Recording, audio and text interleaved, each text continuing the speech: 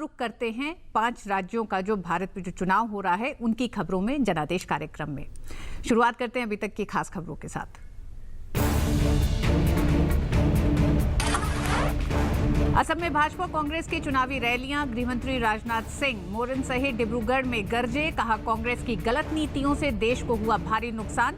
राज्य में अवैध घुसपैठ के लिए कांग्रेस है जिम्मेदार, मौका मिला तो राज्य में देंगे साफ सुथरा प्रशासन।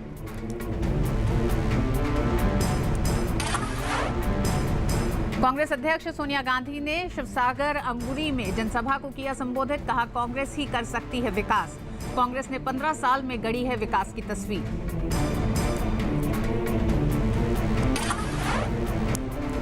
वीएस अच्युतानंदन और पी विजयन चुनाव मैदान में। मलापूजा पलाकाड़ से लड़ेंगे अच्युतानंदन, विजयन होंगे धर्मादम कुनूर से प्रत्याशी। एलजीएफ ने जारी की 124 उम्मीदवारों की लिस्ट। पश्चिम बंगाल में पहले चरण की 18 सीटों के लिए 133 उम्मीदवार चुनावी मैदान में। पुरुलिया की 6, पश्चिमी मेदिनीपुर की 9 और बांकुड़ा की 3 सीटों पर 4 अप्रैल को होंगे मतदान। भाजपा नेता और गृहमंत्री राजनाथ सिंह ने असम में चुनावी जनसभाओं को आज संबोधित करते हुए कहा कि कांग्रेस की नीतियों पर निशाना साधते हुए उन्होंने कहा कि असम की राज्य सरकार पर भ्रष्टाचार रोकने में विफल रही है। 2014 के लोकसभा चुनाव में हासिल हुई कामयाबी से लबरेज भाजपा अब असम विधानसभा चुनाव में भी कांग्रेस के खिलाफ कमर कसे हुए है। असम में राजनाथ सिंह ने 15 सालों से सत्ता पर काबिज कांग्रेस पर कई सवाल खड़े किए। कांग्रेस ने असम को बर्बाद किया है, तबाह कर दिया है। इतने लंबे समय तक असम राज्य में सरकार चलाने के बावजूद क्या कारण है कि आज तक यहां पर गरीबी नहीं समाप्त हुई? क्या कारण है आज तक यहां पर बेरोजगारी की समस्या का समाधान नहीं निकल पाया? क्या कारण है कि असम के गांवों में सड़क नहीं पहुंच पाई? 1991 में बने प्लांटेशन लेबर एक्ट को लागू न करने पर गोगोई को आड़े हाथों लिया। वहीं बांग्लादेश से अवैध घुसपैठ को रोकने में असम सरकार के नाकामयाबी को भी उन्होंने जाहिर किया। साथ ही ये वादा किया कि बांग्लादेश से लगी सीमा को जल्द ही सील कर लिया जाएगा। मैं कांग्रेस के लोगों से पूछना चाहता हूं, क्या कारण है? क्यों नहीं आपने बांग्लादेश से जो घुसपैठिए यहां पर आ रहे हैं उनको रोकने का काम किया? मैं आज आपको भरोसा दिलाना चाहता हूं, हमें थोड़ा समय चाहिए। भारत और बांग्लादेश के बॉर्डर को हम पूरी तरह से सील कर देंगे ताकि कोई भी बांग्लादेशी घुसपैठिया भारत के अंदर प्रवेश न करने पाए। असम सरकार की विफलता के बीच भाजपा को एक बड़े विकल्प के रूप में बताते हुए उन्होंने कहा कि भाजपा की लहर असम समेत पूरे उत्तर पूर्व में बह रही है। भाजपा को यह उम्मीद है कि 15 सालों से चली आ रही कांग्रेस सरकार की नाकामियों का फायदा निश्चित तौर पर एनडीए को हासिल होगा। इसलिए असम में कांग्रेस के तिलिस्म को तोड़ने में भाजपा कोई कोर कसर नहीं छोड़ना चाहती। जनादेश डेस्क, डीडी न्यूज। और जनादेश में वक्त एक छोटे से ब्रेक का। ब्रेक के बाद खबरें जारी रहेंगी, देखते रहिए डीडी न्यूज। सुनो, गाड़ी की चाबी तो ले लो। आज नो चाबी। आज से मेरा कारपूल स्टार्ट हो रहा है। सॉरी यार, लेट हो गया। सुनो। हाँ। Thank you. थैंक यू क्यों? मेरी डायमंड रिंग के लिए। Diamond ring?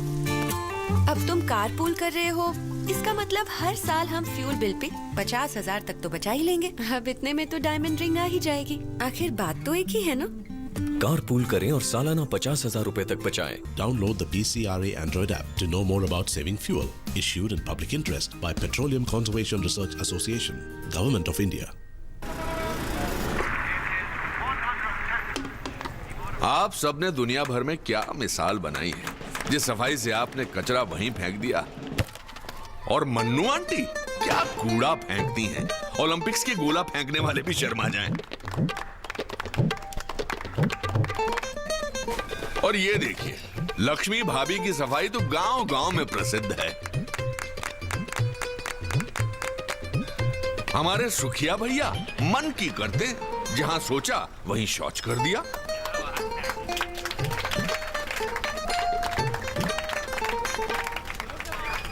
ये देश जो आप ही का घर है, उसे क्यों गंदा करते हैं? थोड़ी शर्म कर लो, सोच स्वच्छ कर लो। अगर एक बार 125 करोड़ देशवासी तय कर लें कि मैं गंदगी नहीं करूंगा, तो दुनिया की कोई ताकत नहीं है जो हिंदुस्तान को गंदा कर सकती है। स्वच्छ भारत, एक कदम स्वच्छता की ओर। जब अपने गांव को मुख्य सड़क से जोड़ने वाली 12 पक्की संपर्क सड़क नहीं थी तो हमारा गांव बहुत पिछड़ा हुआ भी था और जिंदगी में बहुत सी समस्याएं भी थी। हाँ, पर जब से अपने गांव में प्रधानमंत्री ग्राम सड़क बनी है, हमारा गांव खूब तरक्की कर रहा है। समस्याएं भी सिमट गई, दूरियां भी मिट गई, तरक्की से जुड़ी सड़क प्रधानमंत्री ग्राम सड़क। गांव-गांव का विकास प्रधानमंत्री ग्राम सड़क योजना के साथ। बहुत बहुत बधाई हो, आपने अपने बच्चों को पोलियो से बचा लिया। लेकिन जब तक दुनिया में पोलियो का एक भी केस है, पोलियो का खतरा बना हुआ है। इसीलिए अब सरकार देश में पोलियो इंजेक्शन की शुरुआत कर रही है ताकि आपके बच्चे को मिले डबल सुरक्षा। अब अपने 1 साल से छोटे बच्चे को टीकाकरण सत्र में पोलियो की तीसरी खुराक के साथ जरूर दिलवाएं पोलियो का इंजेक्शन। क्यों राधा, इससे क्या होगा पता है ना? हाँ दीदी, पोलियो से डबल सुरक्षा हमेशा के लिए। याद रहे, पोलियो की तीसरी खुराक के साथ जरूर दिलवाएं पोलियो का इंजेक्शन।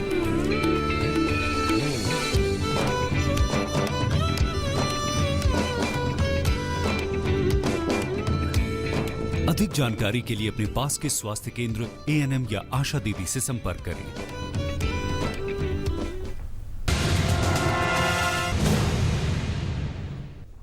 असम का पहले चरण का चुनाव जैसे जैसे नजदीक आ रहा है, वैसे ही राज्य में चुनावी रैलियां बढ़ गई हैं। कांग्रेस अध्यक्ष सोनिया गांधी ने शिवसागर सहित कई जगहों पर चुनावी रैली की। उन्होंने राज्य सरकार के विकास को जमकर सराहा तो केंद्र सरकार और भाजपा पर हमला बोला।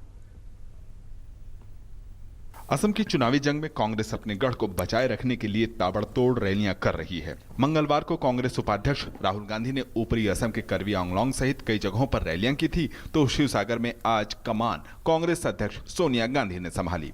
कांग्रेस अध्यक्ष ने एक ओर केंद्र सरकार पर भेदभाव की नीति का आरोप लगाया, तो वहीं राज्य में कांग्रेस की सरकार के विकास का बखान भी किया। तरुण गोगोई ने राज्य के विकास को रोकने नहीं दिया है। हर क्षेत्र में उनकी सरकार ने असम के विकास के लिए दिन रात कठिन संघर्ष किया है। हम एक प्रगतिशील और एक शांतिपूर्ण असम की बुनियाद रखने में सफल रहे हैं। सोनिया गांधी ने जनसभा को संबोधित करते हुए राज्य में 15 साल से चली आ रही कांग्रेस सरकार की उपलब्धियों को गिनाया और कहा कि समाज के सभी तबके का विकास करना हमारा पहला एजेंडा है। वे इस बात को अच्छी तरह से जानते हैं कि कांग्रेस असम या समाज के हर तबके का नेतृत्व करती है। उनको पता है कि पिछले 15 साल में तरुण गोगोई जी के नेतृत्व में असम एक शांतिपूर्ण, एक प्रगतिशील राज्य के रूप में उभर कर सामने आया है। दरअसल राज्य में बढ़ती भाजपा की चुनौती से निपटने के लिए कांग्रेस अपनी पूरी ताकत झोंक रही है। गौरतलब है कि भाजपा ने लोकसभा चुनाव में राज्य की 7 सीटें जीतकर सभी को हैरान कर दिया था। राज्य की 65 सीटों के लिए पहले चरण में 4 अप्रैल को वोट डाले जाएंगे। जनादेश डेस्क, डीडी न्यूज।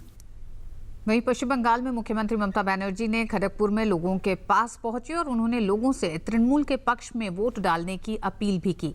खड़गपुर में दूसरे चरण में मतदान डाले जाएंगे।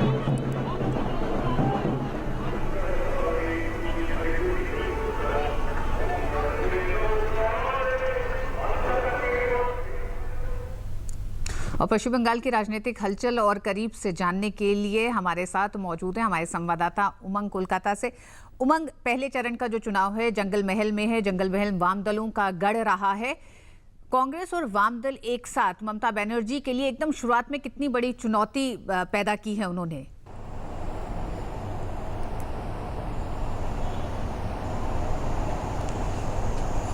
जी, जैसा कि आप जान सकते हैं ऋतु, 4 दिन बाकी रह गए हैं प्रथम चरण के। सोमवार को यहाँ पे प्रथम चरण का चुनाव होने वाला है, जानते हैं आप ऋतु। और यहाँ पे 6 सीटों, पश्चिम मेदिनीपुर की 6 सीटों के लिए, 9 सीट पुरुलिया की 9 सीटों के लिए और बांकुड़ा की 3 सीटों के लिए प्रथम चरण में चुनाव होने जा रहा है। जैसा कि आपने पूछा कि सीपीआईएम और कांग्रेस की अलायंस के बारे में, तो अभी उन लोग यहाँ पे काफ़ी देखा जा रहा है कि ममता बनर्जी ने ममता बनर्जी जो नारदा स्टिंग स्कैम में कुछ तृणमूल नेता नज़र आए हैं, वैसे वही कांग्रेस और सीपीआईएम के लिए एक मोटिव बन गया है, एक टारगेट बन चुका है तृणमूल कांग्रेस को हिट करने के लिए आने वाले चुनाव के लिए। वही तृणमूल कांग्रेस की अध्यक्ष ममता बनर्जी, मुख्यमंत्री ममता बनर्जी ने ये बताया है कि पिछले 5 सालों में उनके अंडर काफ़ी डेवलपमेंट देखे गए हैं पश्चिम बंगाल में, और इवन माओवादी गतिविधियां भी कम हुई है। और वो ये भी बता रही है कि उन्होंने काफ़ी कॉन्फिडेंस दिखाया है कि आने वाले चुनाव में तृणमूल कांग्रेस वापस विजयी घोषित हो सकता है। जी उमंग, बहुत बहुत शुक्रिया उमंग पूरी अपनी जानकारी के लिए। और वक्त एक छोटे से ब्रेक का। ब्रेक के बाद देखेंगे 10 चुनाव से जुड़ी बड़ी खबरें भी, लेकिन वक्त एक छोटे से ब्रेक का।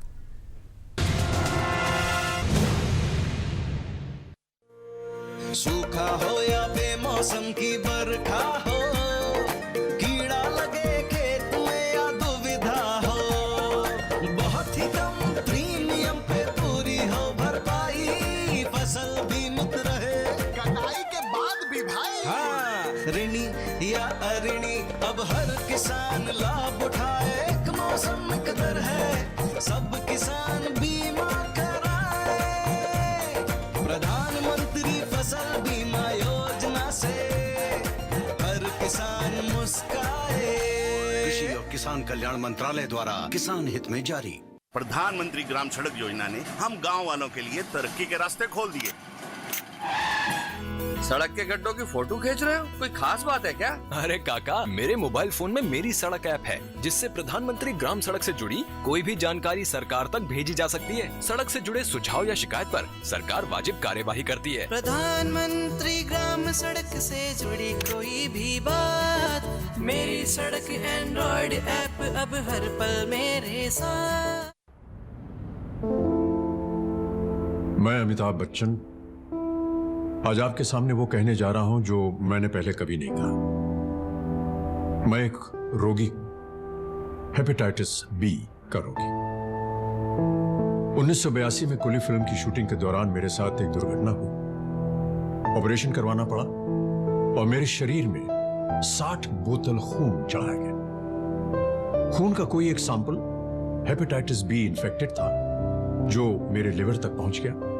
कई सालों बाद आम जांच के दौरान जब इसका पता चला, तो मुझे यह भी पता चला कि मेरा 1/4 लिवर ही बचा हुआ है। लेकिन सही इलाज के बाद आज मैं आपके सामने खड़ा हूं और काम कर रहा हूं। हेपेटाइटिस बी से बचने का पहला उपाय है शिशु के जन्म पर पहला टीका लगवाएं, और पहले साल में 3 और नियमित टीके लगवाएं। ये आपका पहला कदम होना चाहिए।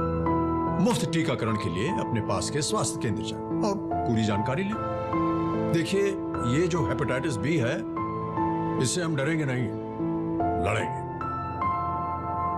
किशोर अवस्था हम सब की जिंदगी का बहुत ही अहम पड़ाव होता है, जिसमें हम सब बहुत ही महत्वपूर्ण शारीरिक और मानसिक बदलावों से गुजरते हैं। इस उम्र में खून की कमी यानी अनीमिया काफी आम है, जिसके कारण कमजोरी, चिड़चिड़ापन और थकान जैसी शिकायतें आती हैं।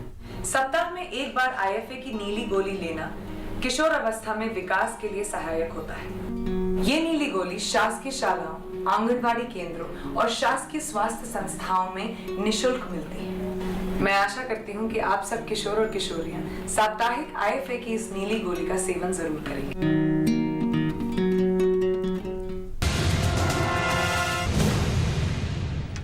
और आइए अब जनादेश में नजर डालते हैं चुनाव से जुड़ी 10 बड़ी खबरों पर।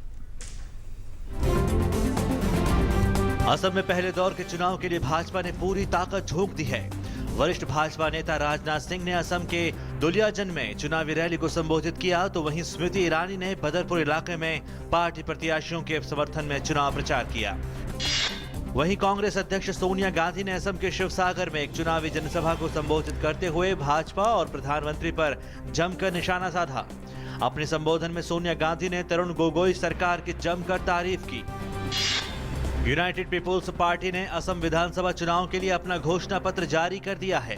घोषणा पत्र में पार्टी ने राज्य के चहुमुखी विकास का वायदा किया। साथ ही पार्टी ने महिला विकास प्राधिकरण बनाने का भी ऐलान किया। असम में रविवार को होने वाले पहले दौर के मतदान के लिए चुनाव आयोग ने सभी तैयारियां पूरी कर ली हैं। दूरदर्शन से खास बातचीत में असम के अपर मुख्य चुनाव अधिकारी नितिन खरे ने कहा कि मतदान केंद्रों पर मतदाताओं को कोई परेशानी न हो, इसके लिए विशेष ध्यान रखा गया है। एलडीएफ ने केरल में 16 मई को होने वाले विधानसभा चुनाव के लिए 124 प्रत्याशियों की सूची जारी कर दी है। पूर्व मुख्यमंत्री वीएस अच्युतानंद मलमपुझा जबकि डॉक्टर थॉमस इसाक अलपुझा सीट से पार्टी के उम्मीदवार होंगे। तमिलनाडु में डीएमके और कांग्रेस के बीच सीट बंटवारे को लेकर गतिरोध बना हुआ है। वहीं आदर्श समाज पार्टी ने आगामी तमिलनाडु विधानसभा चुनाव में डीएमके के नेतृत्व वाले गठबंधन का समर्थन करने का निर्णय लिया है। तमिलनाडु में विभिन्न मतदाता जागरूकता अभियान के संचालन के बाद अब चुनाव आयोग ने उम्मीदवारों के लिए ई नामांकन दाखिल करने की सुविधा भी शुरू की है। राज्य के मुख्य चुनाव अधिकारी राजेश लोखानी के मुताबिक उम्मीदवार चुनाव आयोग की वेबसाइट www.eci.nic.in पर क्लिक कर अपना नामांकन दाखिल कर सकते हैं। चुनाव आयोग के जांच दल ने आज तुतिकोरन में एक महिला स्वयं सहायता समूह के दफ्तर पर छापा मारकर 5 लाख रुपए जब्त किए। समूह के कर्मचारियों को हिरासत में लेकर पूछताछ की जा रही है। पीएम के अध्यक्ष अंबुमणि रामदोस ने दावा किया है कि अगर उनकी पार्टी सत्ता में आई तो तमिलनाडु के दक्षिणी इलाके में रोजगार के ज्यादा से ज्यादा अवसरों का सृजन किया जाएगा ताकि दक्षिणी जिलों से लोगों के पलायन को रोका जा सके। रामदोस तमिलनाडु के मदुरई इलाके में एक चुनावी जनसभा को संबोधित कर रहे थे। पुडुचेरी में 16 मई को होने वाले विधानसभा चुनाव के लिए चुनाव आयोग ने मान्यता प्राप्त दलों को ऑल इंडिया रेडियो और दूरदर्शन पर चुनाव प्रचार के लिए समय का आवंटन कर दिया है। वहीं आचार संहिता उल्लंघन के मामले में एनआर कांग्रेस के विधायक समेत 75 लोगों पर केस दर्ज कर लिया गया है।